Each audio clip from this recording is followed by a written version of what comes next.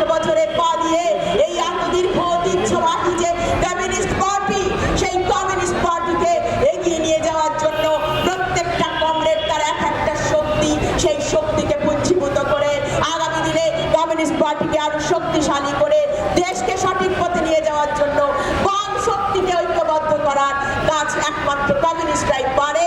সেই কাজ করতে হবে এবং প্রতিক্রিয়াশীল শক্তিকে একেবারে নস্যাৎ করে দিয়ে আগামী দিনে গরিব মানুষ, মেহনতি মানুষের পাশে দাঁড়িয়ে তার অধিকারকে প্রতিষ্ঠিত করতে হবে।